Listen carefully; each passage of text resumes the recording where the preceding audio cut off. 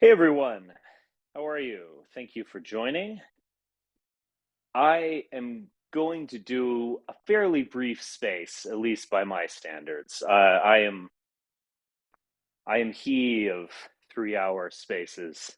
This won't be like that. I kind of have a lot of work to do, but I wanted to talk about this. I could have tweeted about it. It's just better to talk through it, and I'm interested in hearing some feedback. So I am curious about what Elon's objective is and motive. Now, when people say that they truly believe in free speech and love free speech and so on, I start to get a bit skeptical.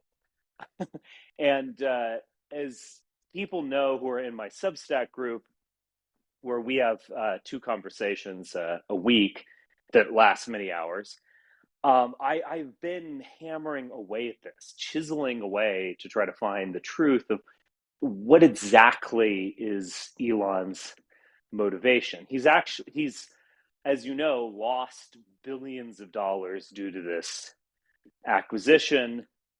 Um, what is he really about? And here are some data points. So Elon has not actually just let everyone in. In fact, he has engaged in rather subjective bannings of people. For instance, most notably and perhaps outlandishly, Ye, formerly known as Kanye West, tweeted out this crazy flag from some strange cult in Israel, I believe. I had actually seen that flag before. Someone sent it to me as a joke. And it's a Star of David with a swastika inside. Both are actually solar symbols, by the way, so it kind of makes sense in a weird way. But anyway, it's obviously outrageous. But it is by no means a call to violence, or, I mean, I guess it's harassment, but it's harassment on such a kind of abstract level that it just certainly does not violate any law in the United States. It might violate a law in Germany. It might violate a law in Israel. I don't know. But again, Elon, by his own words, says, if it's legal, it's safe here. We anything, almost anything goes within the bounds of the law. That's a fair perspective to have, but he obviously doesn't enforce that. He's also allowed on Andrew Anglin. Andrew Anglin is, uh, I don't like him. He is totally outrageous, but maybe kind of in a fun way and sometimes, but kind of in a sick way most of the time, to be frank. He is free and clear. He's tweeting away. In fact, he tweeted, Elon, why don't you let something to the effect of, Elon, why don't you let Nicholas Fuentes back on Twitter? Within 24 hours, Fuentes was back on. Fuentes then was expelled within 24 hours. So it was a very short trip back. Uh, I am sure that Nicholas Fuentes engaged in some outrageous talk. I did a cursory glance through the timeline, and he was doing stuff on, the Alt-Lite calls it the GAE, the globalist American empire, but no, it's Zog and so on. I'm sure he's done things that many people find offensive and that are, outrageous, maybe contain a kernel of truth, but are overstated, that are teenage edgelord stuff. Sure, I bet he did that. But again, according to Elon's own words, this is exactly the kind of stuff that he wants to protect. So why ban Fuentes? I have not seen anything to suggest that Fuentes was engaging in harassment. There's no possible way that he was organizing criminal activity in the 24 hours that he was on Twitter. I mean, it just, according to Elon's own words, there is no justification to ban him. So, what is going on exactly? This is one little dynamic that I would suggest, and I've said this before, and I'll say it again. I do think that Elon is trying to get the band back together.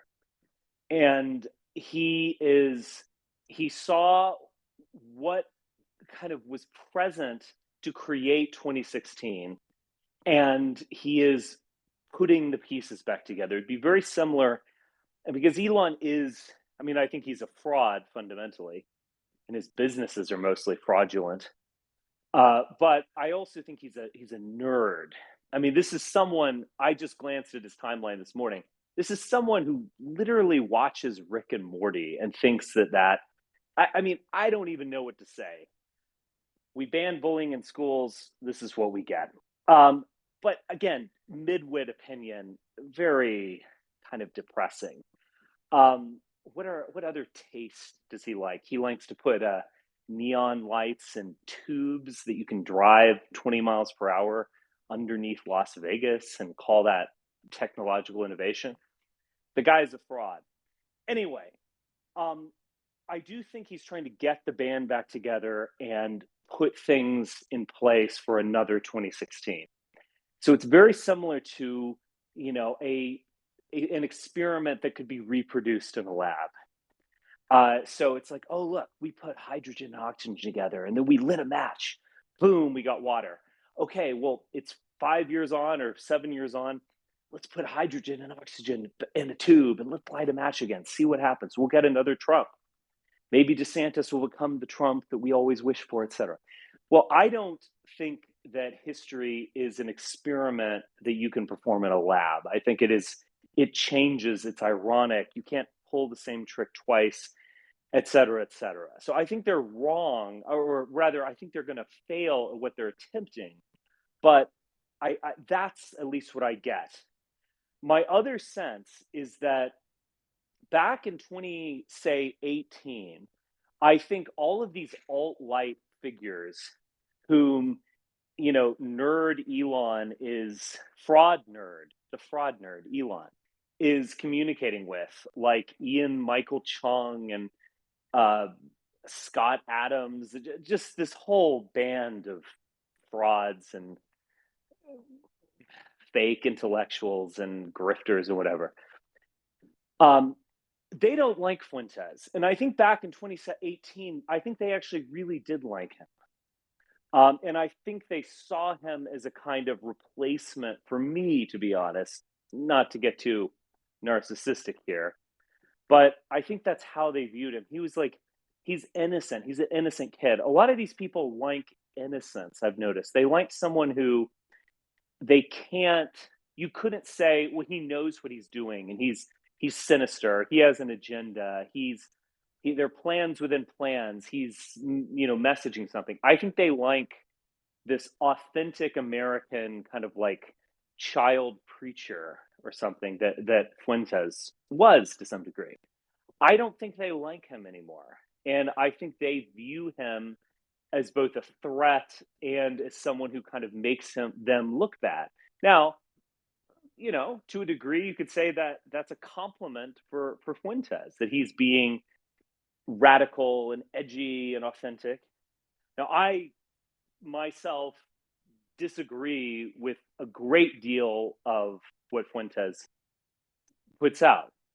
I don't need to go into it. A lot of it you can kind of chalk up to youth, the anti-vax stuff. I don't really want to go into it. I am not on board. Let's just say that. But I do think he is more authentic and more, willing to speak his truth regardless of the consequences than all these alt-Lite people. And Ye is viewed as a kind of problem for this Trump 2.0 redux that will probably involve Ron DeSantis, excuse me.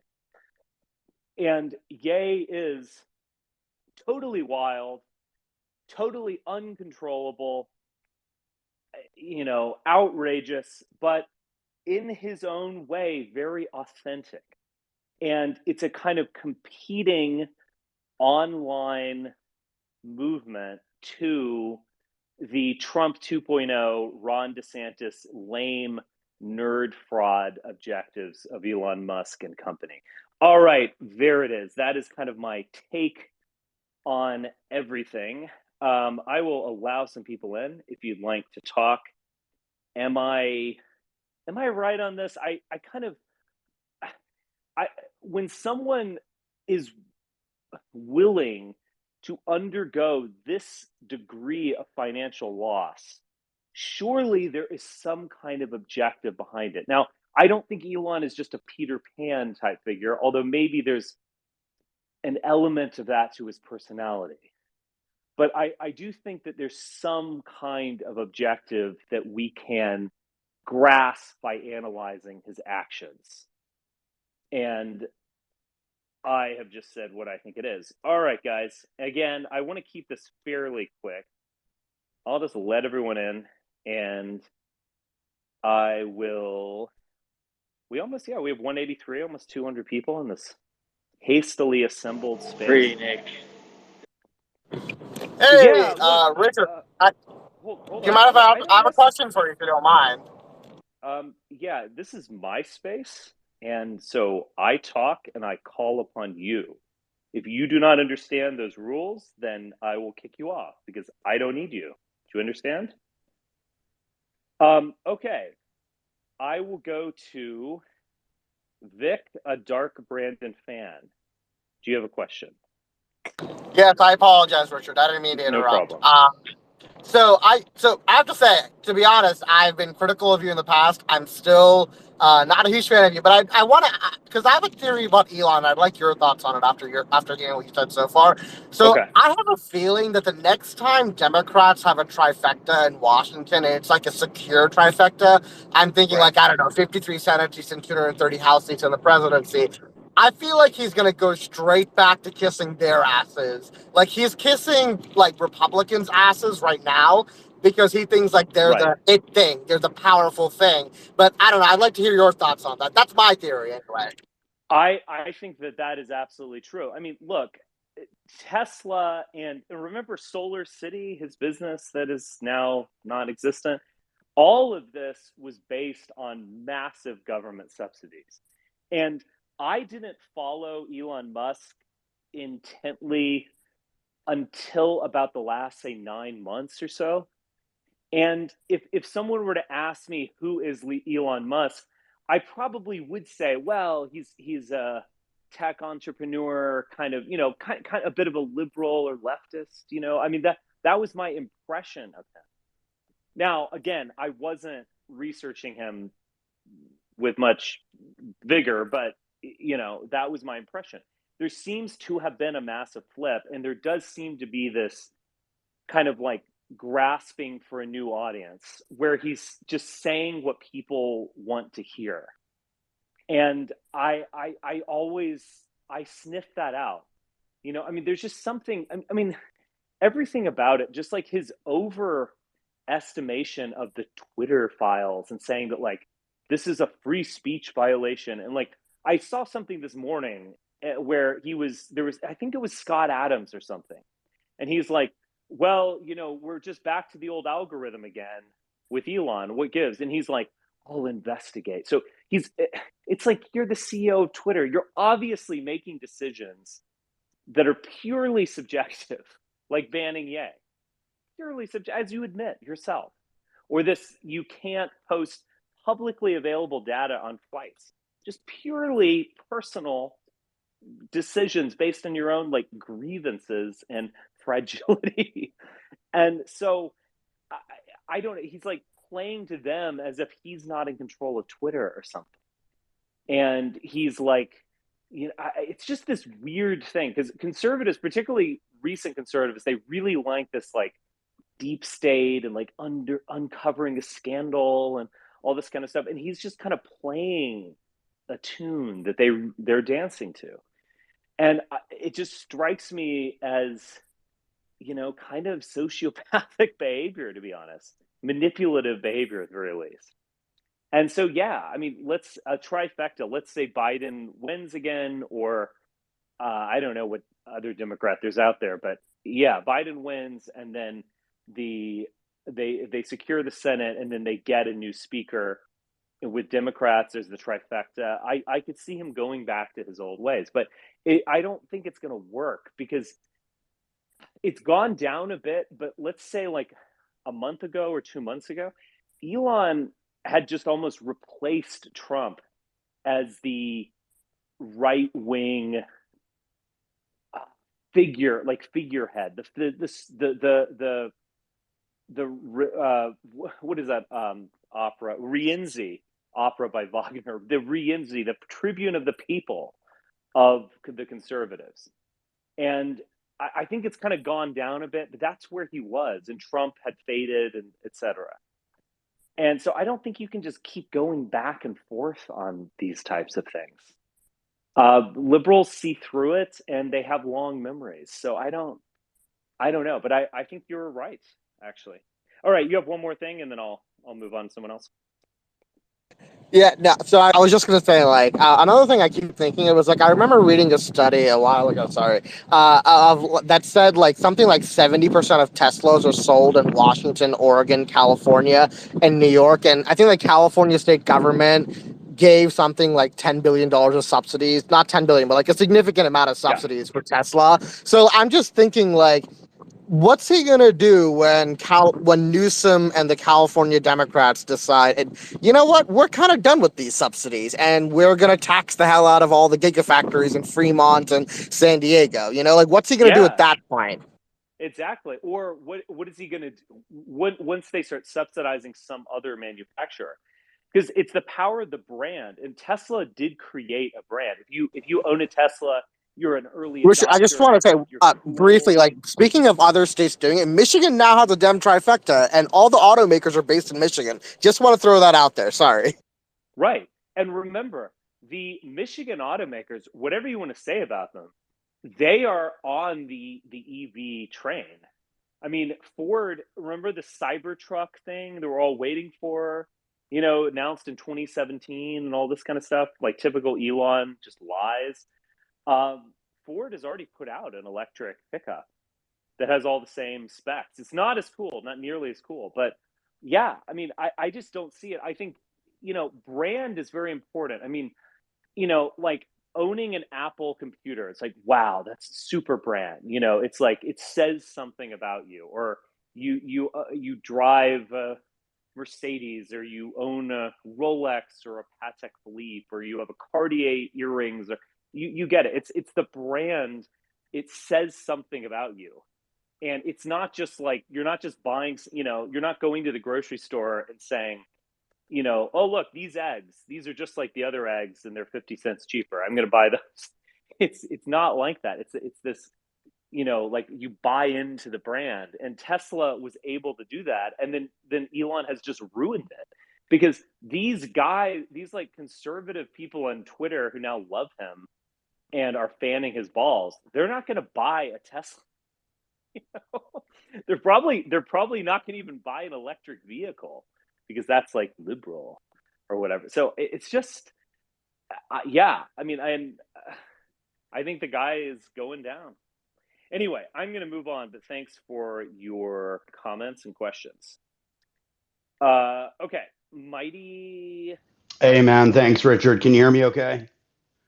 Yes. 52-year-old San Francisco native here, yet I'm socially conservative as you can imagine because of my Roman Catholic background. That's important for Oh, context. you're a veritable dirty Yeah, Harry, but it's aren't my you? city, San Francisco here, right? So Richard, I think I'm 8 years your senior, so respect your elders. And Uh I huh. admired, yeah, I think you were Okay. born in 78, right? Because I remember Yes. looking you up. I admired what you were trying to do. You were trying to stand up as young Nick, and even Ye is, thank God, trying to stand up for the European American founding demographic here, Australia, New Zealand, Canada, the UK. I mean, and you were shut down because so many people were just asleep, and it's getting better, but it's unfortunate. But I really think that the ADL is the cause of all of this. They must have threatened Elon again. You're telling the truth about, you're allowing Nick to tell the truth about Jewish power, and if this doesn't happen, we will be digitally enslaved with multiple required vaccines on the schedule yearly or maybe seasonally. There will be new pandemics released. And you will literally be debanked if you think like I do politically. So Well, that does okay. I'm not endorsing what you just I said, know. My opinions are my own. but right, your opinion's your own. But you know, it's what you're saying is true to an extent. I mean, the ADL has definitely gone after Nick, and what I've heard, I've not heard this. I don't have any information like on this, but what I've heard is that Nick has suffered serious debanking and stuff like that. I mean, he's kind of the bête noire du jour, and that is a really difficult place to be in. So it might be the case that there was just a phone call made to Elon, and he said okay.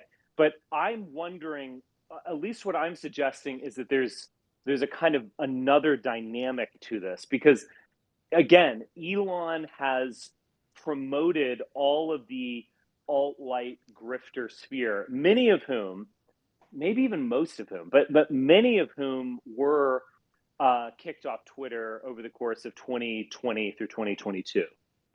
And he's really trying to pump them up. And I think banning Nick almost serves that end. I wouldn't say that in 2018. I think at that point, those same people were kind of pro Nick, but I think they've turned. Yeah, And so I think there's another kind of intra right wing dynamic I to it. agree. But I think Nick, he's getting shut down just like Ye because he's the only one that is actually threatening. And he's effective, as he says in his own words. And also, I think the ADL must be declared a domestic terror organization because they literally are vilifying the founding demographic, 66% European American. We are not merely white. I'm tired of this white black dichotomy that automatically assumes you have a connection to slavery and plantation ownership. I'm a first generation American. My late mom and dad came over to San Francisco in 1958 and 60 from Dublin, Ireland, and Fribourg, Switzerland. Yet my California, Gavin Kami Newsom, actually proposed $5 million in reparations to every African American who's lived here for a dozen years, with a few other requirements. It is unbelievable. We, who had nothing to do with slavery, right? Switzerland,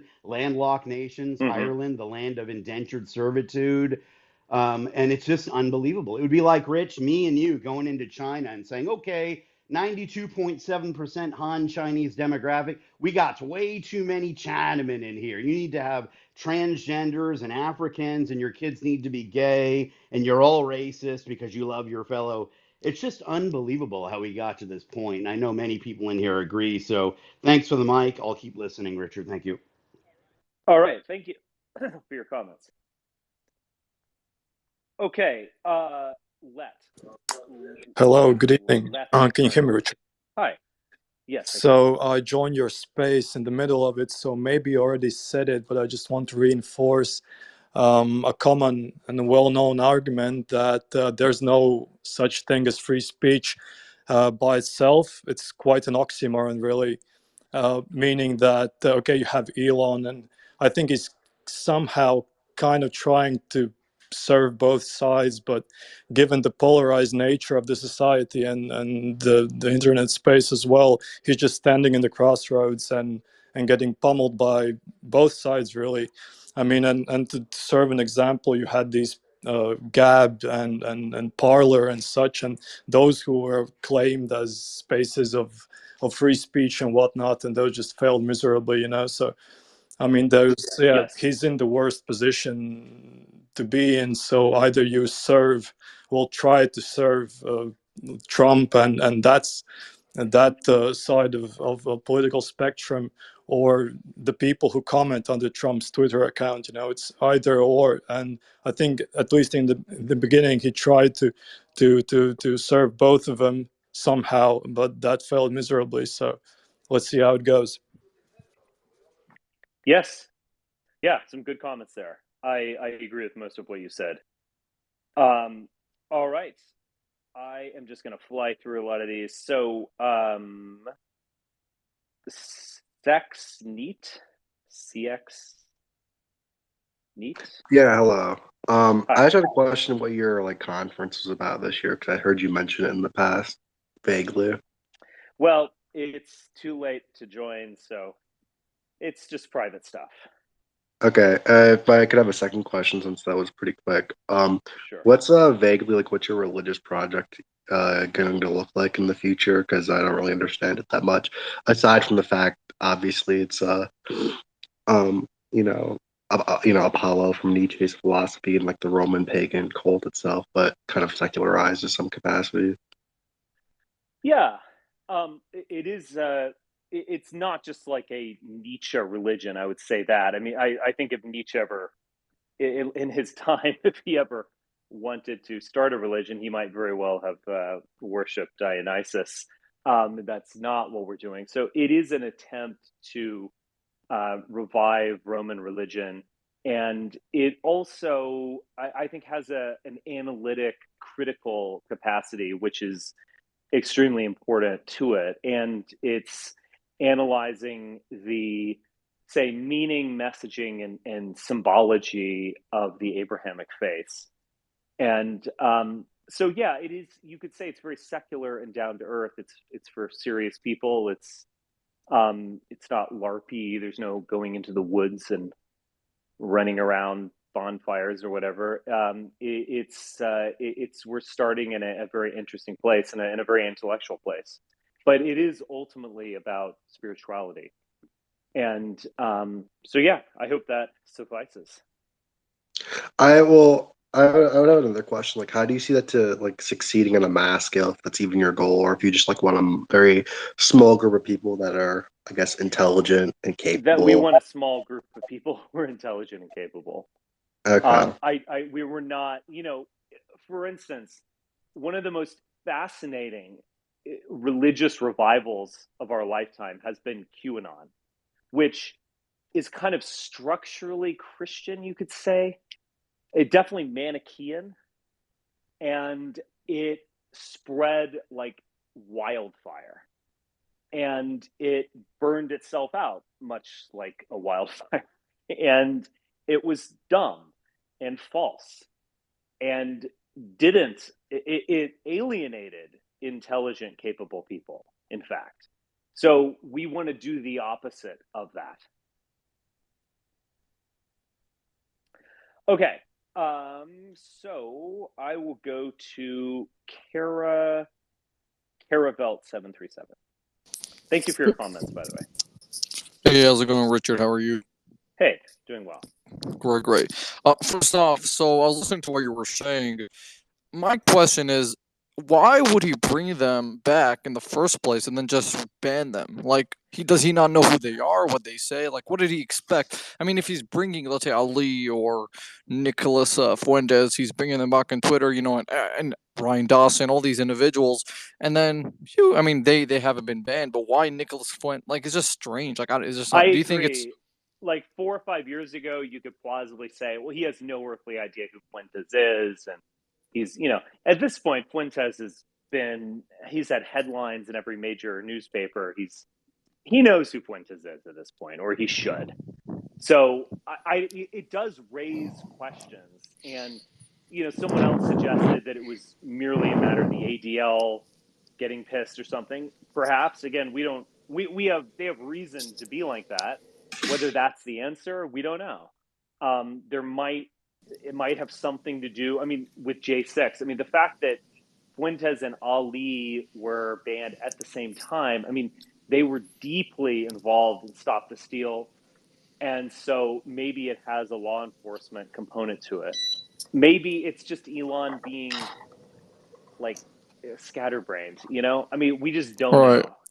But And you do can you you? can you can speculate, though. I mean, so long as it's reasonable.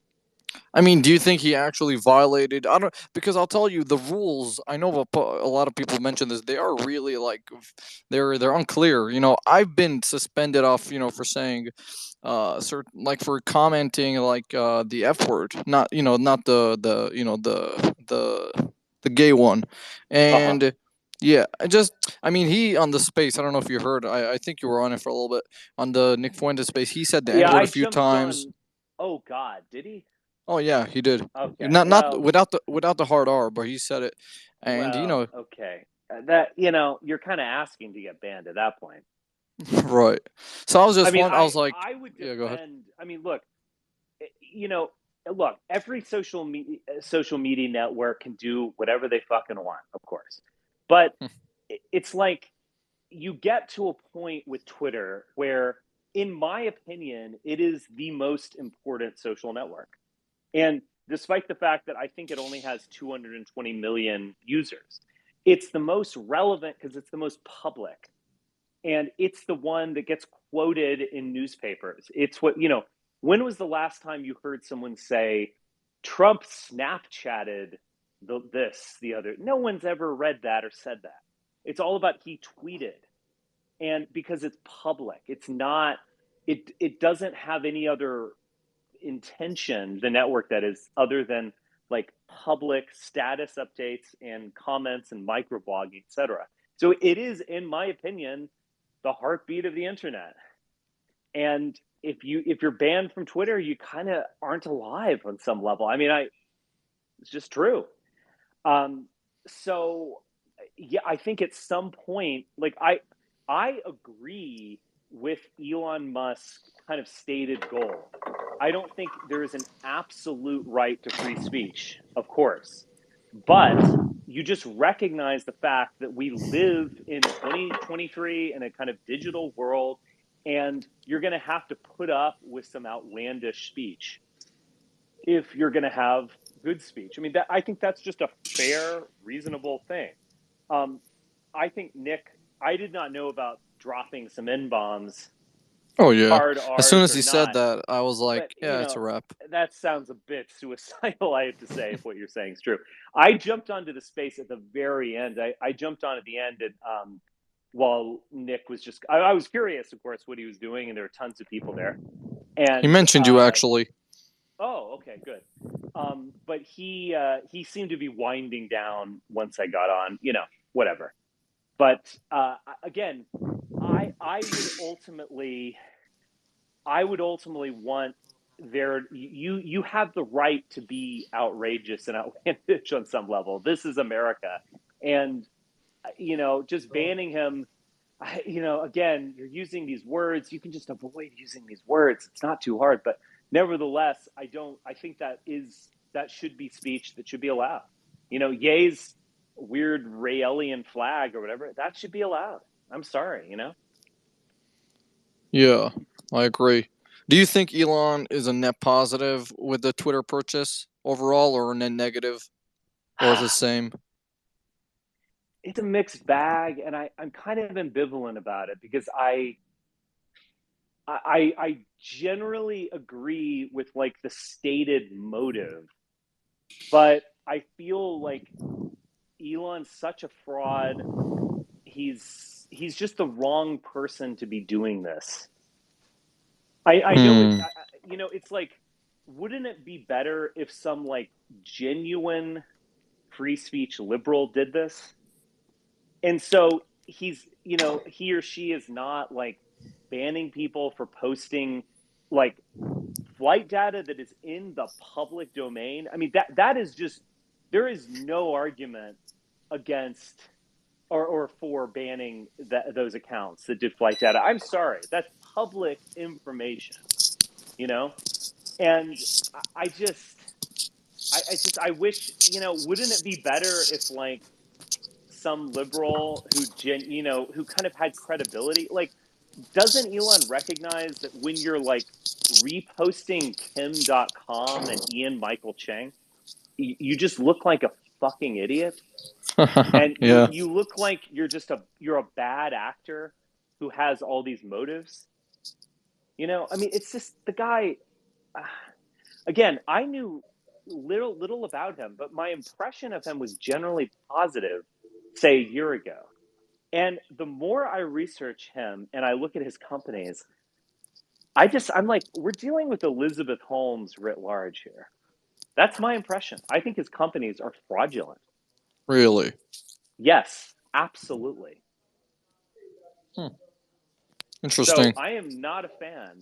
But again, I agree with that stated premise. I mean, look, it's in my interest because the ADL is going much harder after Nick than they are going after me. Nick is the bête noire du jour, no question. And I'm kind of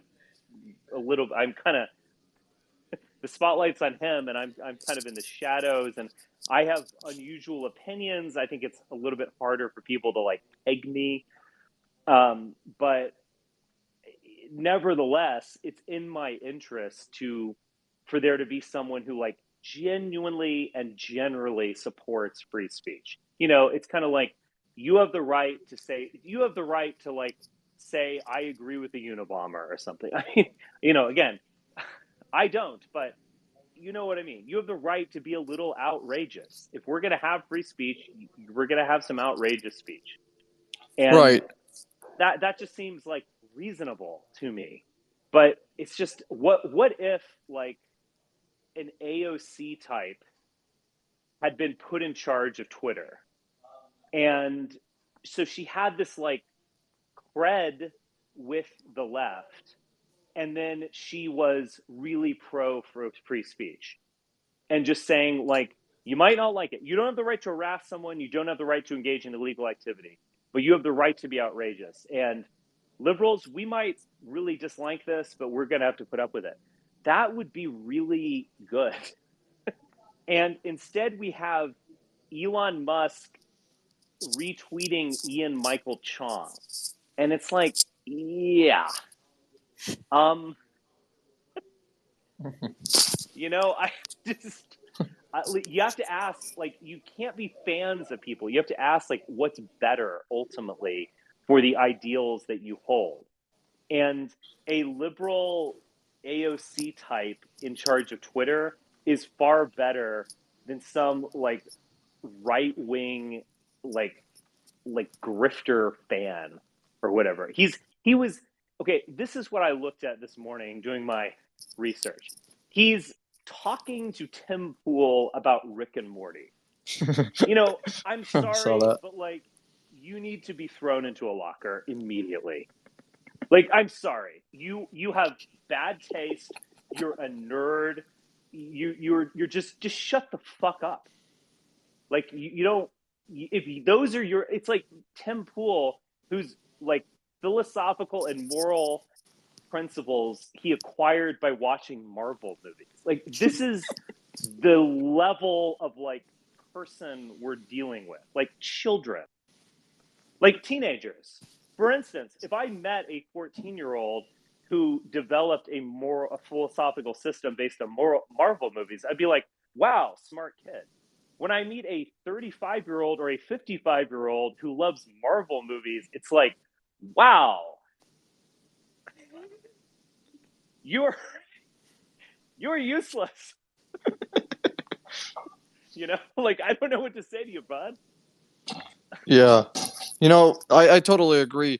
And he did say, actually, I don't know if you remember, that he's going to step down as CEO, and he was kind of, with the idea maybe a guy like Mr. Beast would join. Do you think that would be like that would be a better change if someone like that would take over the position?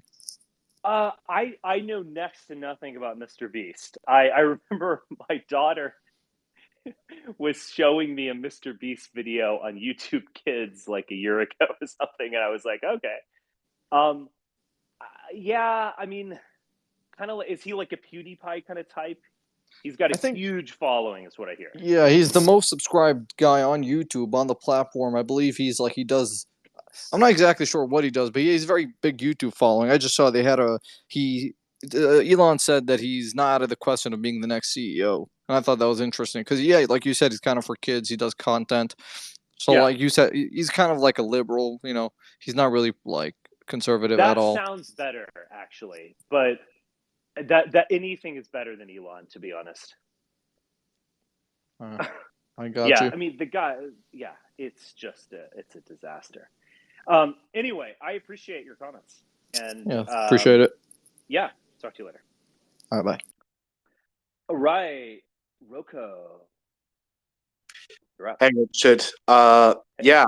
And it's Rocco. It's a short O. Everyone gets this wrong, so I'm not going to hold it against you. Okay. How's it going?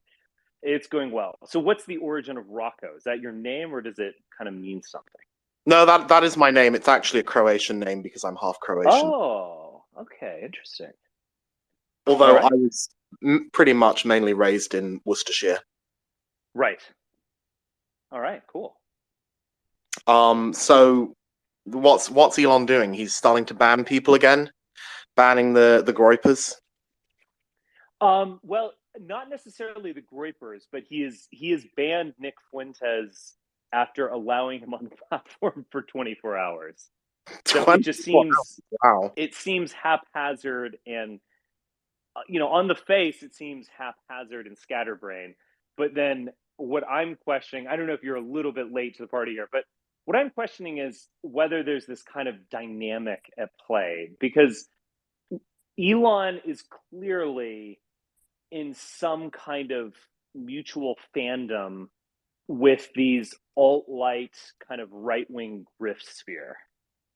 And who do you mean by that? Oh, Ian Michael Chong, Tim.com, Tim Pool. I mean, the list goes on. That Scott Adams, yeah, that type of person. Yeah, I mean, the thing is, Elon has nowhere else to go, though, right? I mean, right. He has to have a political faction to support him. The kind of like boomer right are completely compromised and pointless. The left doesn't want to touch him, so he has nowhere else to go, right? I mean, it's not like. But that's all his doing. Yeah, but I mean, I think he kind of checkmated himself a little bit, and I mean, like, what else was he supposed to do, right? I mean. He did a great thing by exposing the kind of just horrendous practices that were going on at Twitter with the Twitter files. I mean, that was a huge move, right? So once he's done that, where does he go? I'm not sure how horrendous it was. But I do see your point. But isn't this a kind of interesting thing where it's, the concept of like an anti-hero?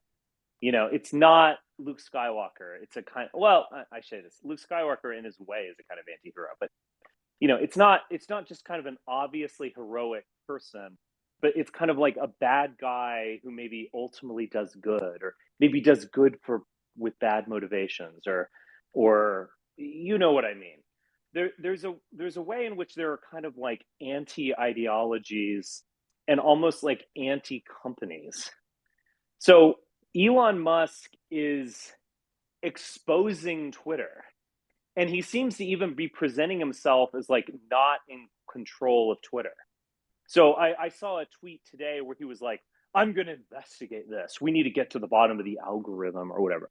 So it's this weird way of like, there's a sinking ship and the captain is like denouncing whoever sunk it while it's sinking, while he's on it. I mean, it's just a weird situation where he's like playing to people who believe that in total corruption of social media, while being the social media CEO, and while not actually offering something fundamentally new. I think he's playing patty cake with the alt-right, but again, he banned Ye. He's banned other people. It's this weird kind of like game that I just don't think, like, you don't go to a company and say like, I'm the owner of this hamburger joint now, and like the last owners were Satanists and they were poisoning the hamburgers, but now we've recovered but let's talk about this more about the last. I mean, what the fuck are you doing? Just serve hamburgers. Like, have a good social network.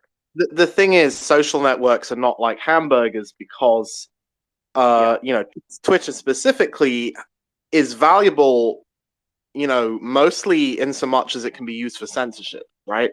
I mean, if we look at how this arrangement seemed to work financially, that's overstated. Right? But go on. Well, so look at it this way, right? So Elon fired like what, 90% of the staff, 80%, right? Cut a bunch of costs, and at the same time, all of these regime-aligned advertisers cut the funding. So it's like, well, old Twitter was spending 5 times too much on these, salaries for, leftists and grifters, right?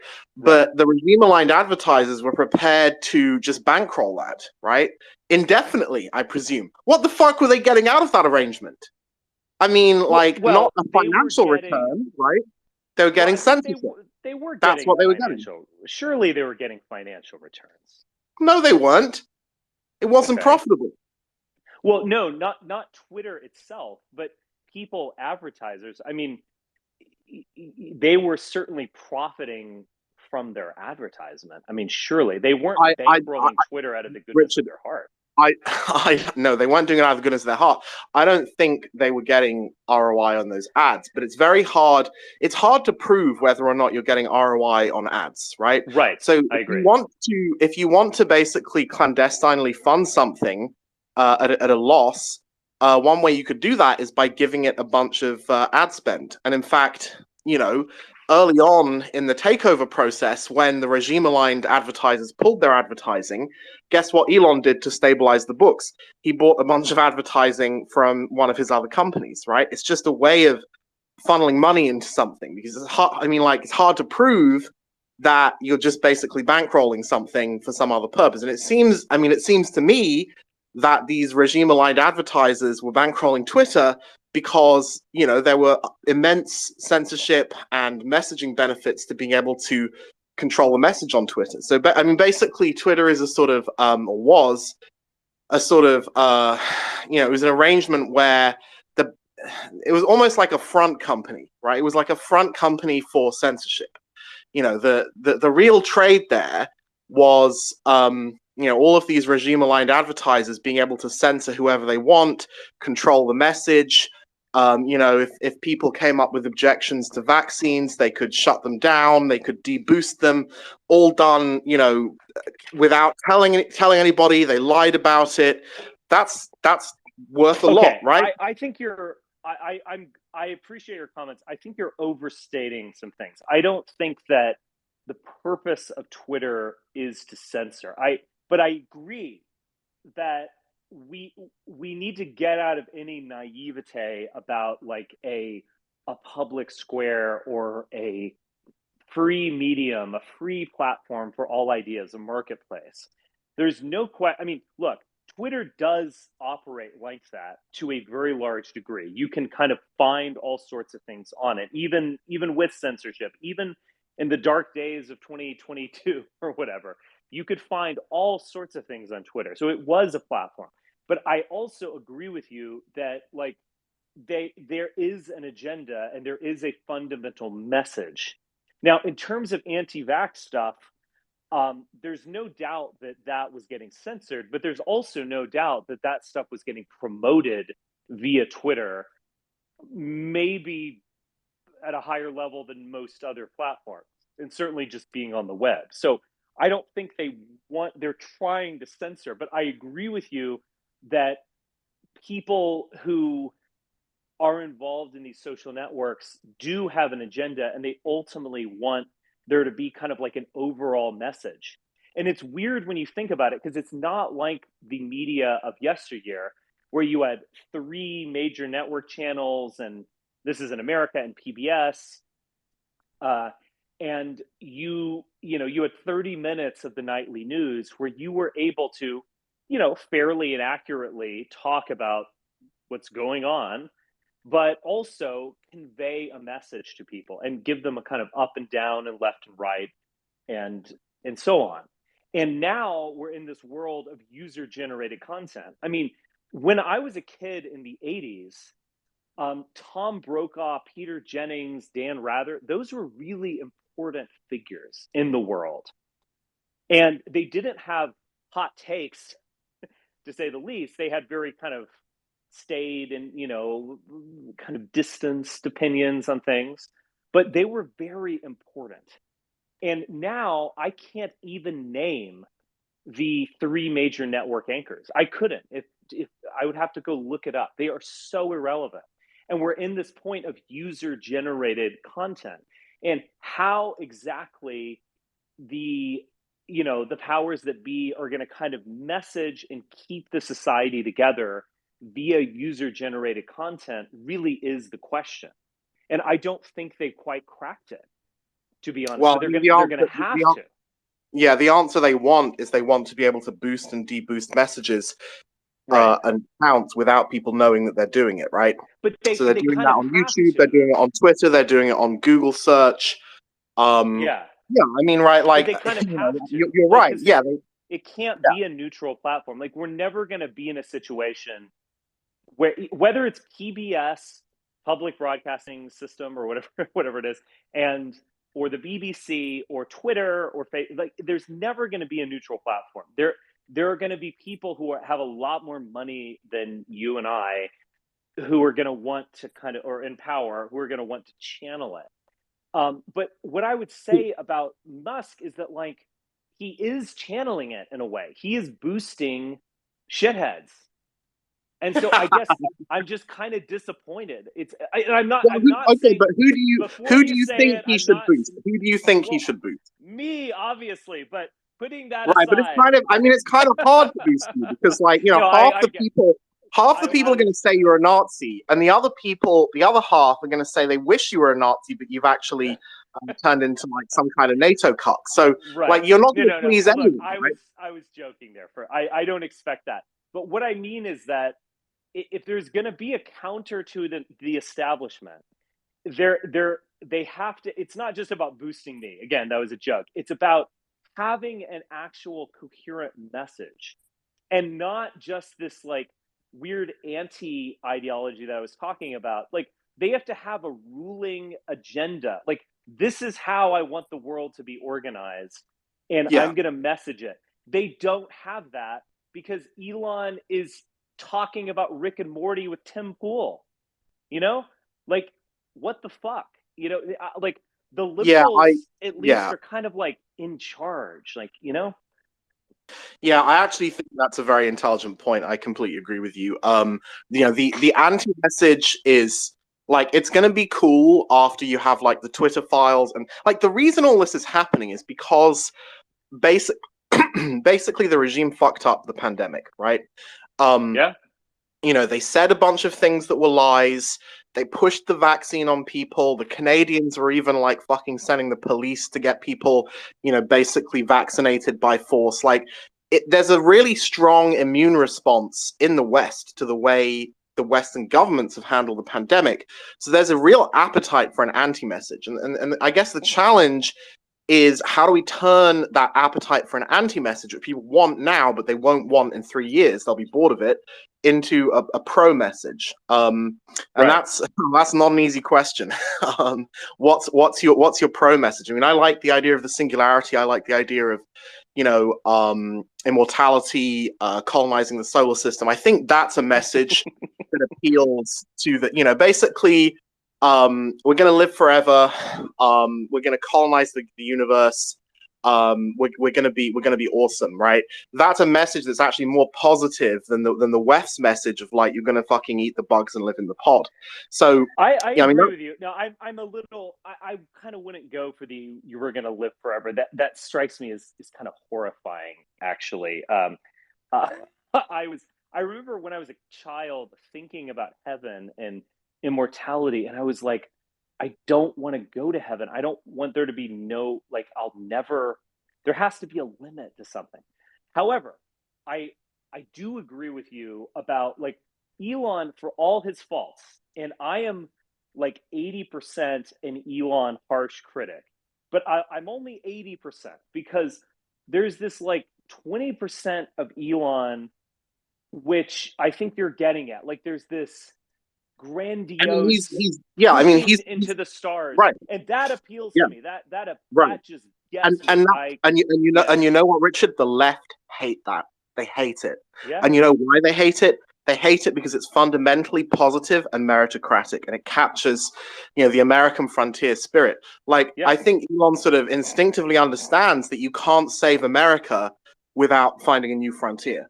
Right. Right, because as long as you have people trapped and they're all on the same continent, they all, you know, have to like come to compromises and elect leaders, and it's all politicking and all this shit. I think the left's eventually going to win that game, because that's basically what leftism is optimized for, right? It's optimized for sneak, basically. Sneak, signaling, feminine violence where you kind of like tell rumors about people and you sort of use all these social games. And without a frontier to expand to, the left's going to win that, right? Inevitably. Yes. And it's going to be horrible, right? It's going to be, you're going to be eating the bugs. Everyone's going to be vegan. I mean, they're already implementing this in Scotland, right? You can't, like, they've made it so the Scottish government buildings and hospitals are not allowed to serve meat. Vegan only. No meat, no dairy. So everyone has to eat the bugs. And they're just going to keep doing that. And if you say you want to eat meat, that means you're a racist, right? Or, Right. whatever, right? And if you don't want your children to go to the drag queen story hour, well, you're a transphobe, right? I mean, that's, it's kind of inevitable. That's what their ideology is good at.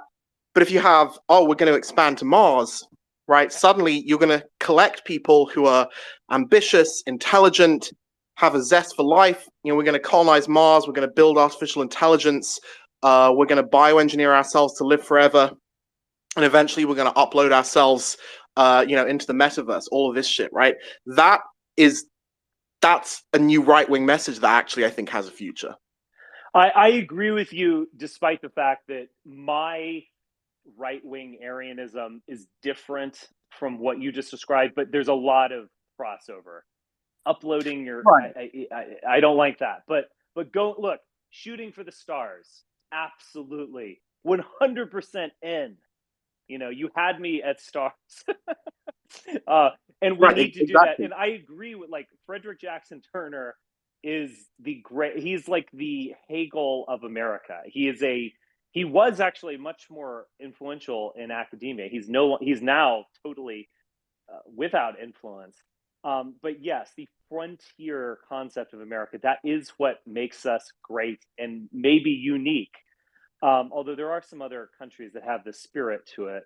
But this pushing outward, and when we're confined, and so there's no more kind of like open space to go colonize, we kind of turn on each other. And I don't think Americans are kind of different than, say, Prussians, who had frontiers all around them, but are able to create culture. And I think we do it in a different way. That's just this American mentality. And if we lose that, I don't think we're able to create culture on our own. Like, if we lose the frontier, we're gonna build McDonald's and feminism in the United States. And that's really unfortunate. And so I think maybe despite all my criticisms of Elon that still stand, he has like kind of tapped in to the energy. And and it's that kind of Faustian spirit, right? Yeah. Like, to do the things that are dangerous because they're dangerous, because they're hard, because they make you better. And that the left hates that. That's why they hate Elon, because it's fucking kryptonite to them. Yeah, because they don't want that. They want to, like, they don't want the space program. They don't. No, they don't. Absolutely. Look, if we're gonna old style liberals built the space program, by the way. But when you're talking about the left in general, and not just like mainstream Cold War liberals, of which Biden is actually one. Like, he's actually much closer to that than he is to the left. But the left, they don't want that. They want, equality and rolling around in the mud, basically. It is wrong. There are still liberals in the United States. I would warn you against getting too, like, projecting some blue-haired SJW into, like, the government or the entire Democratic Party. Now, they've made their peace with those people, no question. But I do think that that's overstated. I think that there's something, even someone like Biden, as imperfect and unsatisfactory as he is, I think he kind of gets that. Whereas I agree that most of the left is just an ideology of deconstructing everything and tearing things down, individualistic self-expression, where it's like, even like normie girls Like they've developed some weird sexuality. Like, hi, I'm a demisexual or whatever. And it's like, you're not interesting. You're still not interesting. You're just some normie girl. Yeah, You know? I Like mean, I'm not yeah, impressed. I mean, all that bullshit is just female conformism. They would, I actually unironically think if there was an alternative culture, that actually praised traditional femininity, and wasn't suppressed, like, you know, a huge fraction of women would immediately flock to it if they saw that it was powerful, and they would be the first one to, you know, basically tar and feather the sexual deviants. Like they would love that, but you know, us men, we're just not providing them with that power, right? We're weak, Right. And so they won't come to our side. But I mean, as soon as you have an alternative that's strong, they'll be like, oh my god, thank you for, you know, freeing us from the freaks. Totally agree. All right, man. I appreciate the comments. And I wanted to keep this space moving, so I'm gonna remove you from speakers. But I appreciate the comments. You brought out some good stuff. Thank you. All right, I will go to Leah first, and then someone named Mark Brahman. Who is this guy? Thank you, Richard. Yeah, I'm a leftist. I'm a liberal. I'm progressive. Whatever. I actually wrote a thread today on some of the divisiveness on the left that is disturbing to me, sort of some authoritarian tendencies, and that's always been a part of the left ever since I've been alive. But I also have to call bullshit on this idea that leftists don't want a vision for the future or don't appreciate sort of the concept of a frontier or forward moving, a hopeful future. You know, nobody wants to eat bugs. When I hear people in the right wing say this kind of shit, I don't know who y'all are listening to or who you're talking to. Is this stuff out there? Yeah. You know why? Because climate change, because we're looking at food crisis, we're looking at potential famines, we're looking at all these things. And the reason we don't like Elon Musk is because he's a fucking fraud, and he doesn't have any plans to actually create a habitat for actual humanity. He has a plan to flee and leave the rest of the people here to burn and drown. That's why we don't like Elon Musk, not because of any sense of absence of vision. I agree with you, and I have many of those same criticisms of Musk. Not everything you said, but 80% of them. But I would say this: the left is not something that lacks a vision. Like, I don't think there's some eternal left that wants you to eat bugs and take all your money and take your gas stove or whatever. I think, in fact, the left was the generator of idealism for hundreds of years. And there's no way that you would tell me that the Soviet Union, despite its many faults, and I wouldn't want to have lived there, to be honest, I probably would have opposed it and lost or fled to Paris or something, but whatever. That was absolutely a modernizing future. They wanted to go to space. They wanted to improve. They wanted equality and improving the lives for everyone. But beyond that, there was a kind of scientific futurist impulse to the Soviet Union. And that was the hottest thing going. I mean, every intellectual of any repute for 30 years was kind of like looking to Moscow for guidance. Even when they were critical of Moscow, they would look to Moscow as the future and the most modernist force on the planet. The left, I mean, you've got to hear me on this, though. The left has lost that. And I agree that climate change is real. I agree that we need to change our ways. But there's a kind of like doomism among liberals where your answer is like, we need to just take away things or go. In some ways, I think there's a little bit of a primitivist fantasy among current leftists as well. That's not a good thing. Yeah, I mean, we And see the primitivist fantasy so on the left it, and the is what I right. would We say. see the primitivist fantasies on the left and the right. You see it in the trad community on the right, you know, with all their bucolic scenes of what a man wants is to have a woman to have his babies and a lot of cows and homestead, you know, bullshit like that. And that is okay. True. And you see that actually more on the right these days than you do on the left. I do agree that the left is currently lacking a coherent vision to put forward beyond multiracial harmony, basically. And that's a problem at a time when we're in a time of like historic transition. I mean, we're entering a post-industrialization age, and we don't really have a good leftist vision for what that should look like. And that is a problem. Right. But I also think this long-termism and this like, oh, I'm going to, pick 18 people to fly to Mars is just, it's ridiculous on its face. And so, I mean, I love this. I love space, like, and I love frontiers. I'm a Texan. I grew up near NASA. You know what I mean? Like, I watched the moon landing. I used to go around, and one of my little facts was Houston is the first word said on the moon because Houston, the eagle has landed. Anyway, so I get all that. Like, I love space, but right now it's being manipulated to essentially defend continued militarization and military spending. It's not really the vision that we claim. I mean, I know it was also like that with NASA, to a lesser degree. Yeah, definitely. But now that all that's privatized, so we don't even benefit as a society very much. People like Elon Musk just get richer and richer. So yeah, we're just at a really pivotal place. And with respect to Rocco, I didn't mean to come out too harshly on you. I encourage people who are right wing to talk to more leftists, talk to more progressives, go into leftist spaces, because a lot of what you're consuming about what we think and feel is just bullshit. And it's bullshit that's designed to manipulate you.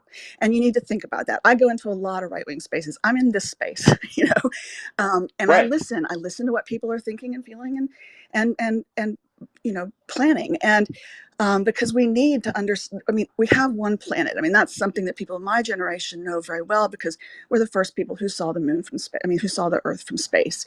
And I think we've sort of lost that sense of this is it. Like, this is our planet. This is our chance, and we have to do it together. And that's going to look, ideas for that might look different depending on political ideologies. They definitely will look different. But there is a goal of survival ultimately. And I encourage people really to listen, to get out of their silos, because some of these things I hear in these right-wing spaces, it's ridiculous. And it doesn't help any of us. That's totally fair. Totally fair. I'll let Rocco respond, but I'm going to put this in there. Like, much of what you just said resonates with me, and all of it is fair. But are you a proper representative of the left? Like, is the left generating ideas that really resonate with you, or is the left? I mean, put aside like stupid novelty Twitter accounts where they just find like libs of TikTok. You just find like the craziest possible person and say, this is the current Democratic Party. I agree, that's manipulative and dumb. Totally agree. But like, isn't there a kind of kernel of truth to it that the only new ideas that the left is producing at the moment are about individualistic sexuality? Yes. It's just kind of fucking lame at some level. Like the Soviet Union, someone came to the Soviet Union and said, I'm a transgender demisexual. They probably wouldn't even send you to the gulag. They just laugh at you.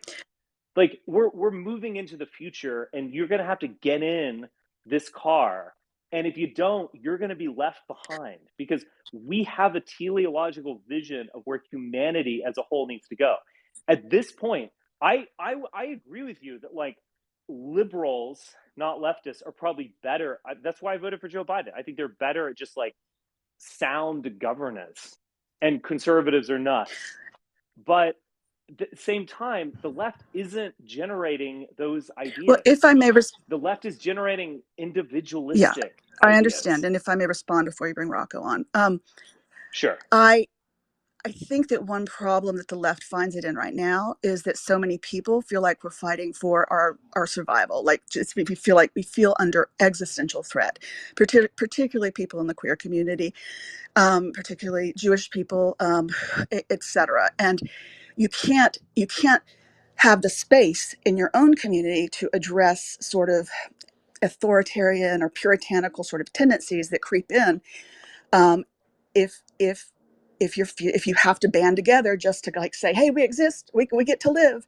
And so in a sense, the right wing, by doing the kind of attacks that it does with the liberals of TikTok or whatever, all that kind of bullshit. It's like they are effectively blocking the left from being able to sort of deal with the very kinds of dynamics that they criticize so much, because it you can't have nuanced conversation if you're simply trying not to be exterminated, and there isn't an extent to which many people feel like that's a goal.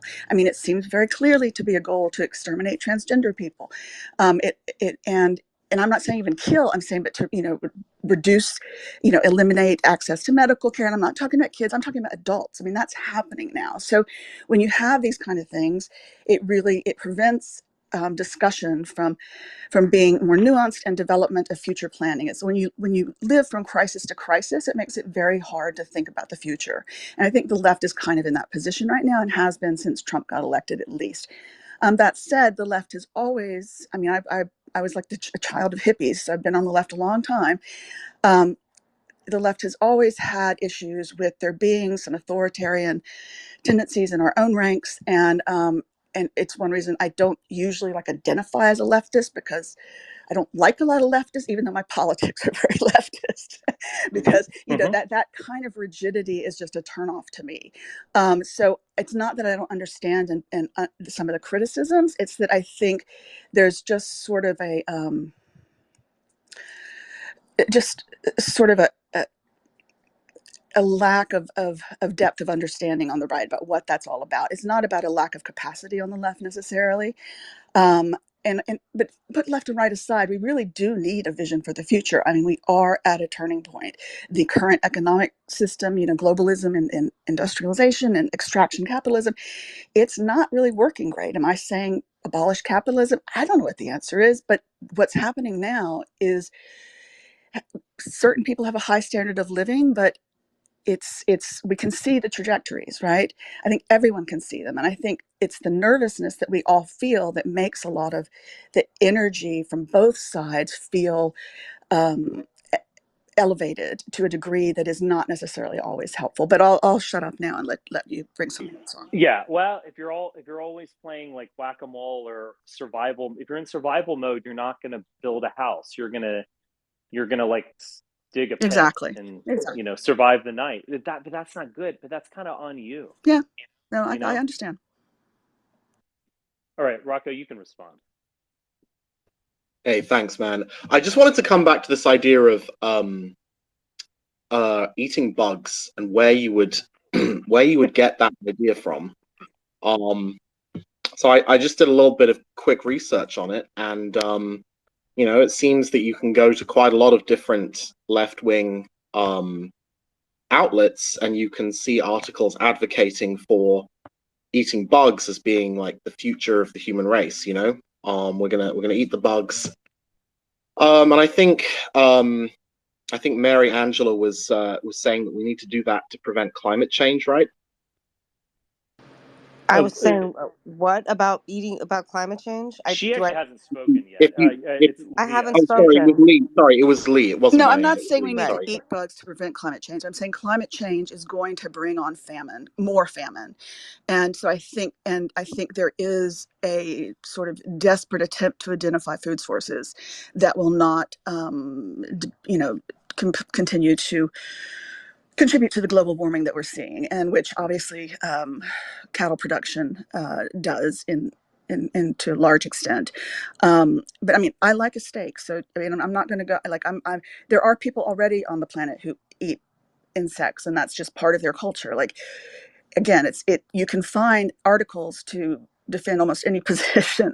I don't know a lot of leftists who are really excited about eating bugs. I'm just going to say that. But don't you think we as a planet we have enough people? I mean, it's I know this sounds exceedingly harsh, but we've had this explosion of the population post-industrial revolution and fossil fuels. And so we've always kind of been living on borrowed time. And we've created a kind of grotesque version of humanity. We've made scientific advancements galore, but we've also created a kind of grotesque version of humanity of people living in abject poverty, but also people 200 pounds overweight and living in obesity. Like I don't like the idea of like attempting to desperately save all this, or attempting to like bring people into a bug laden version of the American lifestyle. Like none of these things sound very attractive to me. And we don't need to Yeah. just save this world, like it might need to shatter, and what's going to come out of it is going to be better, and like stronger people are going to be in charge. I mean, you'll probably Well, hate that vision that I just expressed, but well, hang on a second though. I mean, like, so first of all, to Lee's point, it is in the mainstream left wing media, and I've got a Guardian article that I posted up there. If we want to save the planet, the future of food is insects. So they actually want people to stop eating meat and start eating bugs instead, because it emits less carbon dioxide, apparently. I mean, is that an argument that you're endorsing, Lee? That like we need to stop eating meat and start eating bugs as a left wing vision of the future? I'm not going to defend these articles. I agree that there is a push in the media to sort of normalize this. And I would encourage you to question where that's coming from in part. But I think that eating less meat is helpful to everyone for a variety of reasons, and I'm just going to leave it at that. I've said multiple times now that eating insects is not something that appeals to me in particular. If I went to a culture where it was part of their norm and a host offered me some fried crickets or whatever, I would eat them, because that is the polite and respectful thing to do. But am I going to make half of my diet crickets? No. But would I automatically reject something made with cricket flour because it had it in it? I can't say that I would. It wouldn't appeal to me, but who the hell knows? I mean, I didn't think we'd be eating, high fructose corn syrup and all these other things we eat now that are not actual foods. Yeah. Right, but I mean, I guess the point I'm making is that, this is like, whether you like it or not, I've got an article from the WEF, from the BBC, from the Guardian. I can find another 15 or 20 of them if you like. And this is not a fringe position.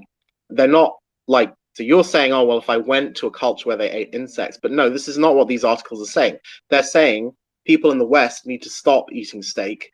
We need to shut down the methods of production for meat and replace them totally with insects. Rocco, I have multiple times said that this is not a dialogue that I wish to engage with you on, and I want you to respect that boundary. If you would like to talk about eating insects and host a space in which you debate that and present the opposition, feel free to do so. But I'm gonna back out now and let Richard have his space back. Can I All just right. say something here? Yeah, Leah, go first ahead. of all, Leah, I really appreciate you. Everything you said, spot on, spot on. And I really encourage people, whether you like Joe Biden or you don't, this whole notion about like what can we do about climate change. Joe Biden has an entire. I just looked at it. You can go to the website. You can go to the White House website. I mean, it's about like electric cars and getting solar and wind, and I mean where's this. I'm a leftist. My podcast is Lush Left Media, little plug there. I've never had any guest on my show, and I've had everybody from every media outlet come on my show, sometimes talking about climate change, and I can assure you the bugs thing has never been brought up. It's not like something we talk about. We talk about electric vehicles. We talk about, when are we gonna?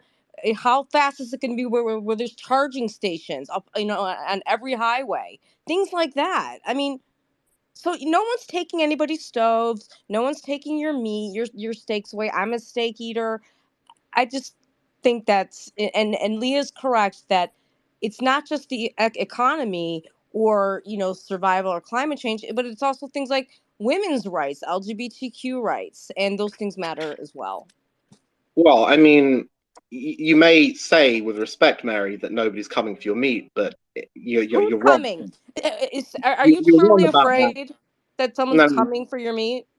That it's not a matter of being afraid. It's just a fact. right? This has already happened in Scotland. They've made it illegal to have meat on the menus in hospitals and government buildings. It's coming, right? This is what your side is pushing. I mean, I know you might not like it, right? But it's happening. Let's abstract a little bit from this discussion, because I think everyone's kind of said their piece on the shall we eat bugs issue. And let me ask just a bigger question.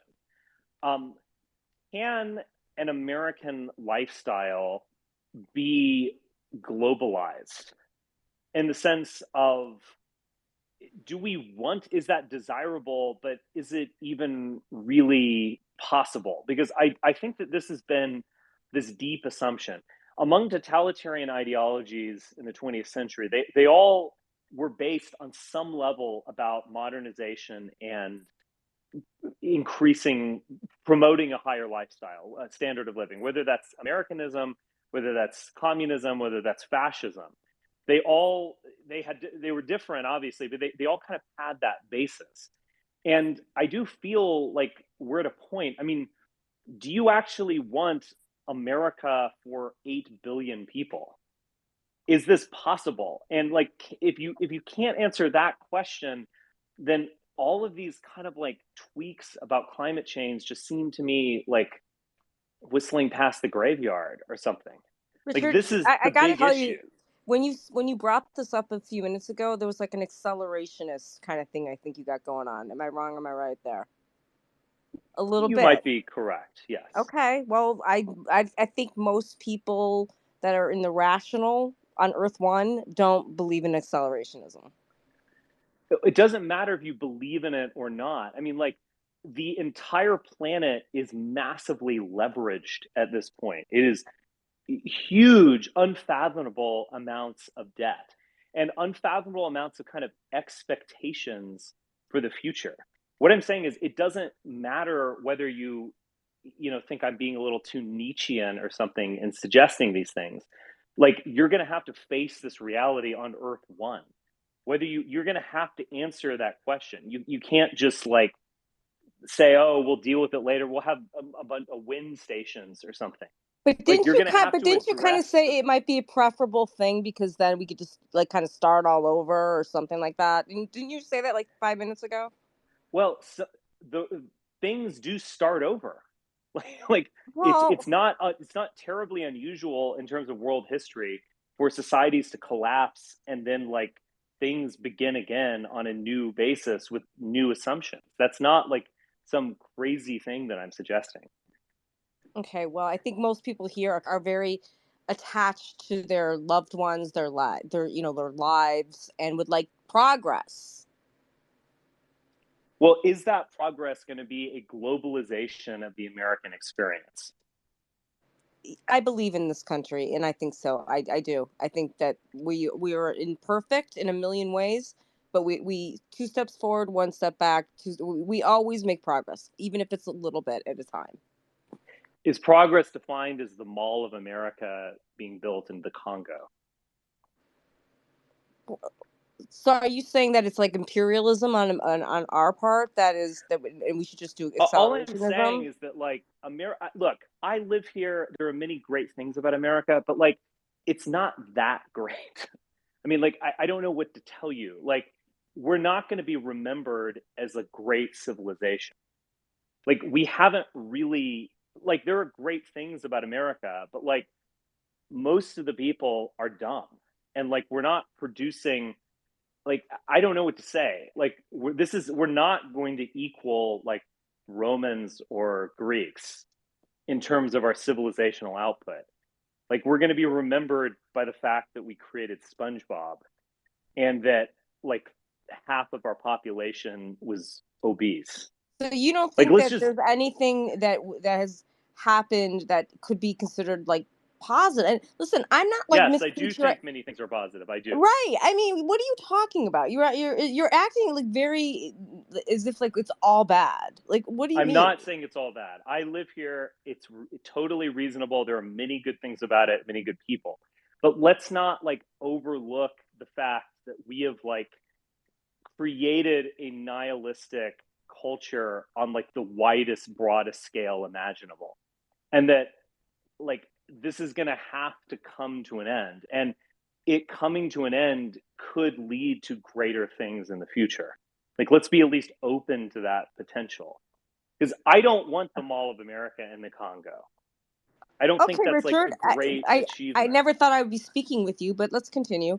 Okay. What does your vision of, I'll just use, I don't know if you use the word, but burn it all down, accelerationism, whatever it is you're talking about. What would that look like? Are you talking about we should I'm not suggesting that what? we burn it down. I'm suggesting that the current world order is leveraged. It's on stilts, and it's going to come, like, we can't ultimately do this. And I think we're seeing the initial stages of a major collapse. But that's why there's solutions like let's get solar panels. Let's do something about climate change. Let's do something about being better to each other and making sure there's equality for everyone. But that Do we you are follow? so leveraged that those kinds of things, I might agree with a lot of those things, but like I absolutely think we should be, engaging in nuclear power. I'm, enthused in many ways about like this possibility of nuclear fusion and so on. But like just building some more windmills and like having better human relations, like that's not going to cut it. I don't hear you advocating for accelerationism. I hear you acknowledging that things are accelerating. And I agree, Yes, I agree exactly. with that. I mean, climate change is accelerating. It's accelerated within my lifetime, Well, right. right? And that's why focusing on solutions instead of this demonization of one another and bringing up, red herring, straw men arguments about how awful the other people are is just, it helps people who are already in power and super wealthy and who will survive no matter what we do. So I think we really need to think a little bit harder about that. Yeah. Okay, Rocco, I'll let you. I am going to wind this down pretty soon because I want to go to the gym. But do you want to respond to some of these notions, these dangerous Sure. Zarathustrian notions I've been I mean, proffering? so the first one is I actually don't think that the planet is full, right? I actually have something on my Substack trying to estimate how many people you could fit on Earth living at the level of a multimillionaire today, and it's a lot, right? It's like trillions. But for every order of magnitude increase in people, you need an increase in technology, right? Right. And to scale the Earth up to 1 trillion people, you would need to, instead of this idea of we're going to eat bugs to, have less CO2, you're going to be like putting in solar shades, you're going to be engaging in geoengineering, you're going to push solar power, wind power, nuclear power, all of these types of energy. The actual physical limit that limits how many people you can have on the planet it's actually quite surprising, but it's the ability to reject heat. So, Earth is like a thermodynamic engine, and there is a limited amount of heat we can radiate away into space on the night side of the planet, and that's the actual ultimate limit of how many people you can have. And that gets you well into the tens of trillions. Even a quadrillion people could live on the planet. So Earth is not full. But you see, it's a dynamic process. At each stage where the population increases, the level of technology has to increase to support them, right? Right. I think what we're seeing with things like the climate change movement, which I think of, I mean, I'm not a climate change denier. It's a real thing, but I think the movement is a bit scammy in that they're telling people they have to like eat bugs and get rid of their gas stoves, and you can't have a car and you can't have children and all these other things. But what we really need to do to combat climate change is geological engineering, right? Like we need to engineer the atmosphere, space, the oceans in order to optimize the planet's climate. And we're going to have to do that at some point anyway. It's coming, whether you like it or not. The question is just whether you do it sooner or later. And there's the gains from doing geoengineering sooner are like far better than the gains from eating bugs or giving up your car or not having children or any of these other stupid things. So I think, what you have to see what, when you look at things like the solutions for climate change that the modern left is coming up with, is it's basically never waste a good crisis, right? They see climate change, they don't want to solve climate change, they want to exploit it in order to push their ideology, which is, the bug eating is humiliation. It's a ritual humiliation of people because everyone finds bugs disgusting. If you can get people to do something that they fundamentally don't want to do, you humiliate them and you sort of express your power relationship to them. It really has nothing to do with actually practically solving climate change. If you want to practically solve climate change, you go massively all out on solar, wind, nuclear, and geoengineering. And it would be very easy to optimize the temperature, optimize the sea levels. Carbon dioxide is actually good, right? Like, it actually makes plants grow more. So we actually don't want to reduce the amount of carbon dioxide. We want to slightly reduce the amount of incoming infrared radiation, probably by putting a solar shade into space. And that would give us the temperature distribution we want, and it would also give us actually crops that grow faster. So, I mean, there's a lot of bullshit around about climate change. It's partly a technical subject, but it's also partly political, because as soon as you have a global public good like the atmosphere, people are going to start using it for political purposes. I agree with a lot of what you said. I'm pro all of this, even though I'm not an expert in any of these things. I do think there has to be a macro solution, but I also think that there needs to be a kind of spiritual solution as well, because like Nietzsche's famous for his concept of the Superman or Übermensch or whatever. He's less famous for a concept which is maybe even more important, and that is the last man. And you can think about the last man in many different ways, but he basically is a kind of American middle class, self-satisfied, obese fuckface. And he doesn't, the fact that God is dead doesn't even bother him that much, because it's like, hand me the Big Mac. This just like this self-satisfaction and like unwillingness to criticize or even destroy yourself in moving forward is the spiritual problem of nihilism, is the fundamental issue that we have to crack. I can imagine fusion technology or a solar shade or geoengineering resulting in way too much comfort for human beings. And it's ultimately kind of self-defeating in the sense that we're going to become, AI will write our term papers and do our homework, and we have infinite amount of food supplies and so on, and we descend in this nihilistic spiral, and we ultimately can't maintain the technology, and we return to a kind of primitive life. So much more important than any technological change is a total spiritual reorientation of humanity at large. And not on a nationalist basis, humanity. Every being on this planet, ultimately in the universe, needs to be channeled in an upward direction of striving and not resisting, but like overcoming different obstacles. I can easily imagine some nut being cracked by scientists where we are just allowed to descend into global obesity and like the American lifestyle writ large. And I think that would ultimately end humanity if we don't spiritually channel every person in towards an upward direction of achievement and kind of self-overcoming, even becoming a better version of humanity, of humankind. Not just this personal kind of deconstruction that we're all going through. This is my sexuality, and this is what let me talk about my mental illness and blah, blah, blah. All this just deconstructionism on the individual, almost atomistic level. This is going to lead to the end of humanity. And unless we are reoriented, we don't deserve to live unless we're reoriented towards a higher state of mankind. Yeah. Okay. Can't we do both, though? Can't we work on ourselves, right?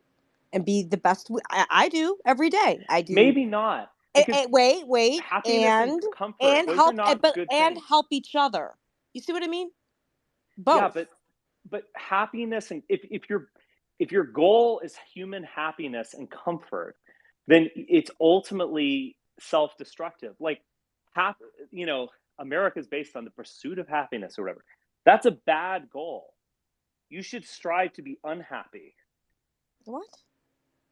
Again, you just don't get it. They don't get it, Richard. They don't get it. They're not I like don't us. get what Not, don't I not get? everyone.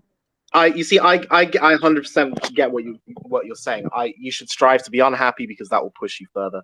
But that's not for everyone, right? Not everyone wants that. Different people have different goals. We have a big brain and we're smart and we're nimble and because we went through this crucible of struggle, of evolution, which was struggle, and there was a tremendous amount of death involved.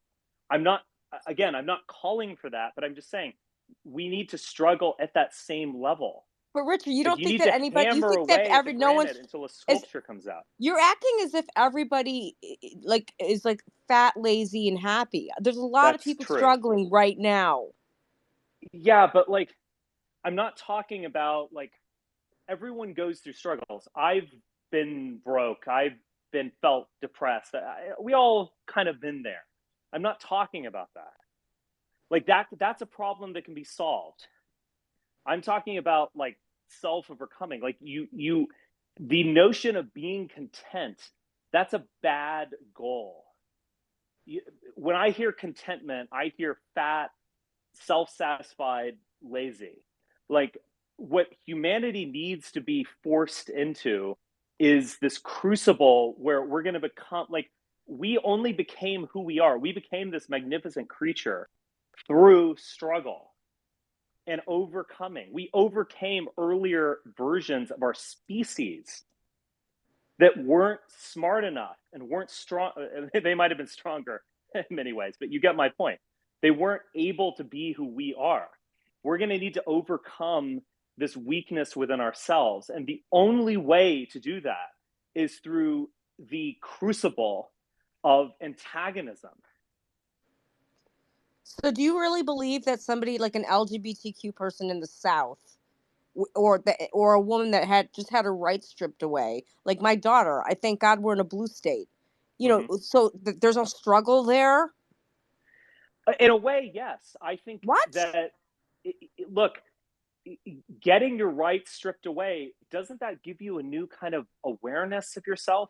Like, I'm not for any of it. I'm not like, I'm kind of liberal in most of my opinions, in fact. But like, like, what is the African American story in the United States outside of like overcoming something? Like and when you have nothing to overcome and you're just aiming for comfort, you're going to lose yourself. I think the issue here is that you have, and I share it, this kind of Nietzschean sort of character of wanting to become great. Not everyone does. A lot of people do just want to eat hamburgers and watch TV. And then there's some other people who, their form of struggle is like a social struggle to get everyone to basically be their bitch. And they don't want to become better. They just want to become more bossy. And the thing is, I don't think you can sell Oh everyone. my God, no, we don't. We want to reduce suffering. Right. But isn't there a positive quality to suffering? I don't think that's true. Yeah, I mean, even if you do, it's kind of a bit anti-Nietzschean to want to eliminate suffering, because suffering makes you grow, it makes you strive. But you have to tear your muscle for it to be stronger. Yeah, Richard, I don't think you can sell everyone on the Nietzschean kind of philosophy, and that's okay. Not everyone has to like it, which is kind of why, coming back to Elon, he wants to fucking send a rocket to Mars, because he knows that will attract the people with that kind of character, and they will go and build the shining city on Mars, where people will want to strive to become better, and they won't just want to, eat hamburgers and watch TV and make everybody use their neo-pronouns, right? That's the frontier, right? I mean, what do you He guys... doesn't want to build a city on Mars any more than he wanted to build an actual tunnel. He just wants the defense contract money. Exactly. Well, I might even 100%. I might even agree with you I might even agree with you that Elon's a fraud, but it's a bigger issue. you know, like that Rocco was putting forth. It's forget Elon. It's that very notion that we're going to need to overcome some kind of resistance to become better. You know, the guy who wants to be in the Olympics right now, while we're on this space, is lifting weights, training. He's breaking himself in order to reach a higher stage of himself. And although we're not going to be Olympic sprinters here, we need to have the same mentality. But how do you know that, like, I don't? How do you know that Leah doesn't? How do you know I that? don't know that. I think you Do you guys see what might I mean? actually resonate with what I'm saying. But Yeah. how do you know that, like, each one of us in this Twitter space isn't striving every day on an individual level and then collectively to, like, help our families, our friends, our neighbors? You know what I'm trying to, I mean, isn't that? You might very. I bet you seem like a genuine person. I've enjoyed talking to you. You I've enjoyed probably talking to you, but you might very well be. Yeah. I try. Hmm. I mean, That's good. I believe that Leah I mean, I don't know Leah personally, but, you know, I see her every day, like, stating what she believes in, and she is the real deal. So Yeah. why isn't that a struggle? I mean, like, I'm It just is. curious why. All right, so then we agree on that. We do. I'm just trying to reorient you and suggest a little bit provocatively that, like, maybe you need to reassess your goal. Like, you need to reassess, like, what it's ultimately about. And I do feel like there's an infinite amount of pain in the world. You know, like, I don't look, I don't support America's kind of like playing patty cake with countries that are leading to the starvation of Yemenis children. Okay, I don't support that. But like, there's always going to be something on this planet where pain is present, and it's awful. And we think we struggle because we overdraft our credit card or whatever. But like, that's nothing compared to the struggle of people. And I don't want to I'm not endorsing that, or I don't want that. But like, you might need you're gonna be like playing whack-a-mole for your entire life if all you're doing is like reducing suffering on the planet, because this planet is nothing but suffering. You know, there are animals. There's a deer who's still alive who's being consumed by a bear. Well, not right now because it's winter, but you get my point. There's a deer right now that's died that's being eaten by bugs. Like, suffering is immense on this planet. Oh, I agree And if with you, but I have a question, Richard. I mean, and I'm not being a wise ass, but I genuinely want to know if well, things you are can be a so. wise ass, But man. if everything is so dire, and I agree, I'm on the left. I believe in that we need to do something about climate change. I believe in all the things we've been talking about. But if you have this accelerationist, Nietzsche, whatever you want to call it, kind of nihilist thing going on, which it sounds like, then why are you going to the gym? Why even waste your time? Hang Well, on. Nietzsche Nietzscheism and rejected nihilism, that. right? Yeah, we go to the gym because I accept the suffering. When I drive to the gym, there's going to be a dead deer on the road that I'll drive by. I accept the suffering, the infinite pain on this planet, and I still go forward. And like, I've taken joy in just having this conversation. I'll take joy when I go to the gym and work out. You know, I'll take joy in meeting people and having fun. I'll take joy in reading something. I'll take joy in writing something. But like, it's not about like being nauseated by infinite suffering. That's what I'm kind of like trying to get you out of, because there's always going to be suffering, there's always going to be pain. And like, the question is, like, what are we really aiming at, and what is our attitude or mentality in aiming at this?